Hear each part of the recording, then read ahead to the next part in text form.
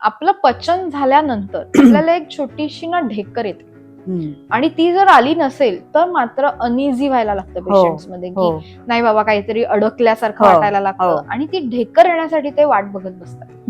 पण त्यांना हे समजायला पाहिजे, जर पचनच नीट होत नसेल तर ढेकर येणार कुठून? म्हणजे तुम्हाला फक्त ढेकर येणं हा हेतू नसून पहिले पचन सुधारा, ऑटोमॅटिक ढेकर येणार आहे. त्याच्यासाठी आपण काहीतरी सोडा घेणं किंवा काहीतरी पॅक घेणं किंवा हे करण्यापेक्षा त्या वेळामध्ये तुम्ही पचन होण्यासाठी वज्रासनात बसणं गरजेचं आहे किंवा शतपावल्या घालणं गरजेचं आहे. हे जरी केलं तरी थोड्या वेळाने ऑटोमॅटिक तुम्हाला ढेकर येईल. म्हणजे माझी एक पेशंट होती, पुण्याला पेशंट होती, ती म्हणाली की तिचे मिस्टर सांगत होते की ही रोज 2दा तरी कोल्ड्रिंक घेते दिवसातून.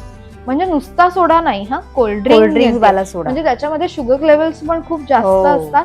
प्लस त्याने ऍडिक्शन डेव्हलप होतं. ब्रेनला सिग्नल देऊन ठेवतो की हे झालं की हे घ्यायचं, तात्पुरता आणि चांगला उपाय नाही. सो तो रेग्युलर पहिले पचन सुधारणं गरजेचं आहे आणि त्यानंतर ऑटोमॅटिक पचन झाल्यानंतर येणारी जी छोटी ढेकर असते ती सुद्धा नीट यायला लागते.